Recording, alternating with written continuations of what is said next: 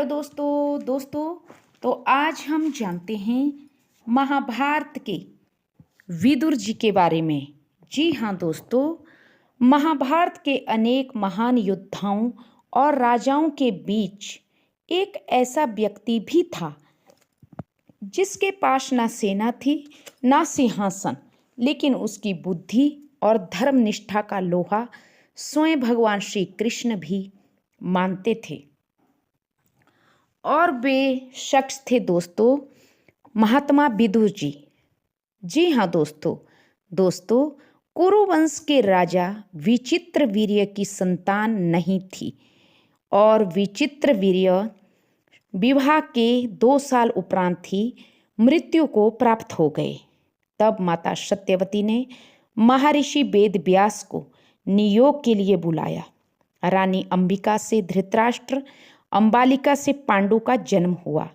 जब दासी ने निडर होकर वेद व्यास का सम्मान किया तो उनके गर्भ से विदुर जी का जन्म हुआ। यद्यपि विदुर जी जन्म से तो राजकुमार नहीं थे, फिर भी वे असाधारण बुद्धिमान, सत्यवादी और धर्मपरायण शख्सियत थे। दोस्तों, विदुर जी को यमराज का रूप भी माना जाता है, इसलिए उन्हें हस्तिनापुर का महामंत्री बनाया गया।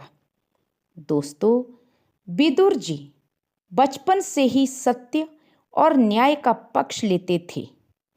महात्मा विदुर जी जानते थे कि राज्य केवल शक्ति से नहीं बल्कि धर्म से चलता है। उन्होंने कई बार धृतराष्ट्र को समझाने की कोशिश की, दुर्योधन को समझाने की कोशिश की, शकुनी को समझाने की कोशिश की, विकर्ण को समझाने की कोशिश की, दुशासन को समझाने की कोशिश की, लेकिन वे नहीं समझे। दोस्तों, दुर्योधन ने जब लाक्षागृह बनवाया और उसमें पांडवों और माता कुंती को जिंदा जलाने का रात को जो योजना बनाई, उसका पता भी महात्मा विदुर जी को पहले ही चला गया। महात्मा विदुर जी ने लाक्षागृह से अंडरग्राउंड सुरंग बनवाकर और 5 पांडवों सहित कुंती माता को वहां से सुरक्षित निकालकर जंगल के रास्ते उनको भेज दिया। दोस्तों, विदुर जी ने कई बार पांडवों की सहायता की, कुंती सहित। इसके बाद जब द्यूत क्रीड़ा हुई, द्रौपदी को जब नग्न करने की बारी आई, तब भी द्यूत क्रीड़ा के लिए भी महात्मा विदुर ने रोकने की बहुत कोशिश की, लेकिन ना तो राजा धृतराष्ट्र माना, वो तो अंधा था, और ना ही दुर्योधन माना। दोस्तों, महात्मा विदुर ने द्यूत क्रीड़ा के लिए द्रौपदी को नग्न करने से भी रोका, लेकिन जो दुर्योधन था उसने महात्मा विदुर को सभा से बाहर धक्के देकर निकाल दिया। दोस्तों, बाद में जब महाभारत का युद्ध होता है, तब भी महात्मा विदुर जी युद्ध में भाग लेने को मना कर देते हैं और वे युद्ध में भाग नहीं लेते। और जब समूचे कौरवों का विनाश हो जाता है, उसके उपरांत जब पांडव के युधिष्ठिर महाराज हस्तिनापुर के बन जाते हैं, तो जो महात्मा विदुर हैं वो जो उसके जो बड़े भ्राता थे महाराज धृतराष्ट्र, उसको कहते हैं कि तुम्हें अब भी अपने भतीजों की रोटियों पे पड़े हुए हो, तुम्हारा पूरा समूचा कौरवों का वंश तुमने अपने हाथों से अपने पुत्रों को मौत के मुंह में धकेल दिया, लेकिन पुत्र मोह के कारण, लेकिन अभी भी तुम अपने भतीजों की रोटियां ही तोड़ रहे हो, तुम्हें तो शर्म आनी चाहिए।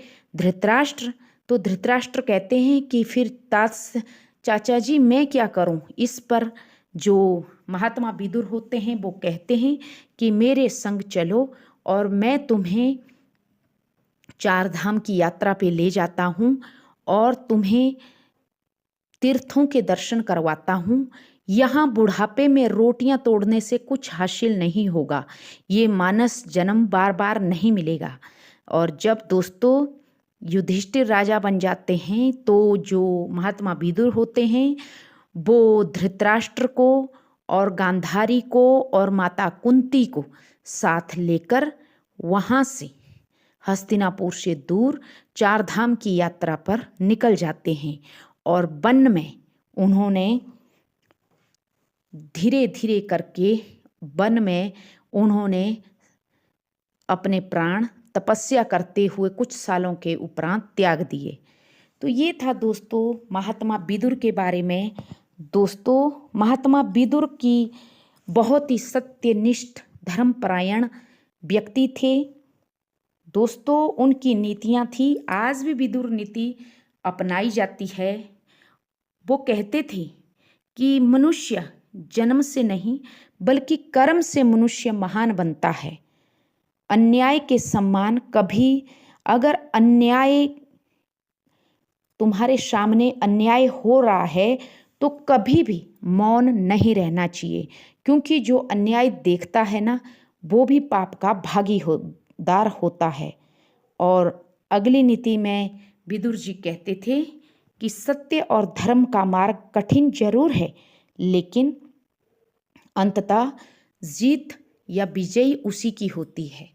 तो ये थे दोस्तों यमराज के अंश अवतार महात्मा विदुर जी।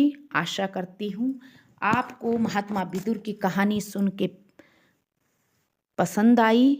तो और दोस्तों जब भगवान श्री कृष्ण संधि दूत बनकर हस्तिनापुर दुर्योधन के समक्ष आए थे कि पांडवों को 5 गांव ही दे दो, जब दुर्योधन ने 5 गांव देने से भी मना किया और भगवान श्री कृष्ण को जब भूख लगने लगी तो भगवान श्री कृष्ण के लिए दुर्योधन ने 56 प्रकार का भोग बनवाया था, लेकिन भगवान श्री कृष्ण ने दुर्योधन के 56 भोग ठुकराकर और विदुर के घर में जाकर जो साग बना था, कोई तो कहते हैं कि उन्होंने खाली केले के छिलके ही खाए थे वहाँ पर, क्योंकि भगवान तो प्रेम के भूखे होते हैं, वो धन दौलत के भूखे नहीं होते। तो ये था दोस्तों महात्मा विदुर के बारे में। आशा करती हूँ आपको कहानी पसंद आई, तो please subscribe my channel. Thank you.